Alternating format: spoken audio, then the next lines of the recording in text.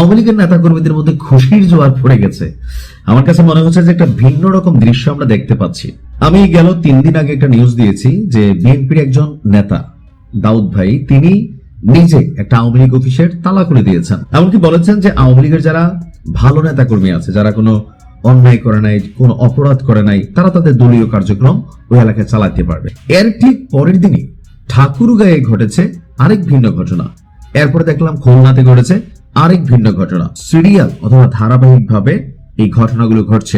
দলীয় কার্যক্রম নিষিদ্ধ থাকা গত 18 মাস ডক্টর ইউনূস সরকারের ক্ষমতাসীন সময়ে আওয়ামী লীগ যে অফিসগুলো তাদের কার্যালয়গুলো খুলতে পারেনি, তো সেই অফিসগুলো বিভিন্ন জায়গায় আস্তে আস্তে খোলা শুরু হয়েছে। ঠাকুরগাঁয়ের পীরগঞ্জ উপজেলা কার্যালয় খুলেছেন নেতা কর্মীরা। এ সময় তারা জয় বাংলায় স্লোগান দিয়েছে। পরে তারা কার্যালয়ের সামনে জাতীয় সঙ্গীত গেয়ে জাতীয় এবং দলীয় পতাকা উত্তোলন করেছেন। গেল 15 ফেব্রুয়ারি বিকেলে পীরগঞ্জ পৌর শহরের লিচুতলা এলাকার কার্যালয়ের সামনে আওয়ামী লীগের নেতাকর্মীরা জড়ো হন। প্রথমে তারা কার্যালয়ে প্রবেশ করেন, পরে পতাকা উত্তোলন করেন। এই ভিডিও খুবই ভাইরাল সোশ্যাল মিডিয়াতে। আর এই ব্যাপারে পীরগঞ্জ উপজেলা আওয়ামী লীগের সহসভাপতি যিনি আছেন গোলাম রব্বানী, তিনি বলছেন, দীর্ঘ 18 মাস আমরা রাজনৈতিক কোনো কার্যক্রম পরিচালনা করতে পারিনি। আজ উপজেলা আওয়ামী লীগ সহযোগী সংগঠনের অনেক নেতাকর্মী একত্রিত হয়ে দলীয় কার্যালয়ে যাই।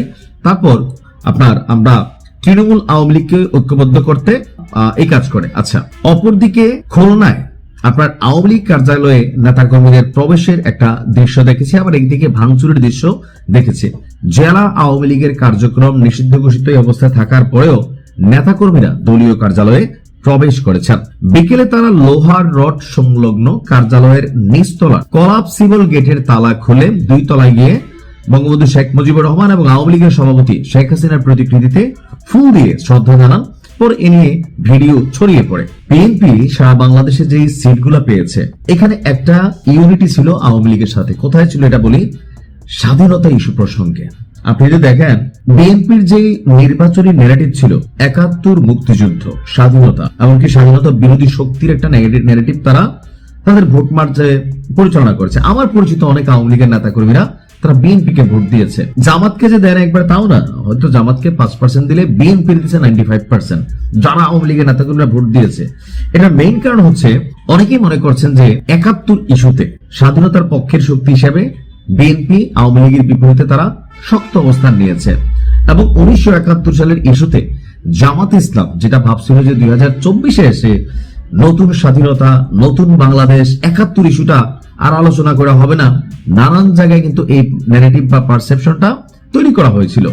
তো সেই জায়গায় আওয়ামী লীগের নেতাকর্মীরা তারা মনে করছে যে স্বাধীনতার পক্ষের শক্তি হচ্ছে এই মুহূর্তে বিএনপি। বিএনপির অনেক নেতাকর্মীরা আওয়ামী লীগের যারা ভালো নেতাকর্মী আছেন তাদেরকে কিন্তু অনেক জায়গায় বলছেন যে দেখো, আমরা যদি ক্ষমতায় যাই, তোমাদের বিরুদ্ধে যদি কোনো মিথ্যা মামলা থাকে, কোনো হয়রানিমূলক মামলা হয়, এটা দায়ভার আমরা নিব। একটা পজিটিভ ভাইব তৈরি করা হয়েছে। এই ভাইবের কারণে বিএনপি যে সিটগুলা পাইছে, তো সেখানে আওয়ামী লীগের একটা বড় রকমের সাপোর্টিং ছিল। তো সেই কারণে কিছু কিছু এলাকাতে আমার কাছে মনে হচ্ছে যে বিএনপি যারা আছেন এখন, এমপি তো বিএনপির বা জামাতের, সব আসনে যে বিএনপির তা না, তো সেইখানে একটা লোকাল সেটেলমেন্ট ছিল, এই কারণে কার্যালয়গুলো খুলছে। তো এবার দেখা যাক কি হয়।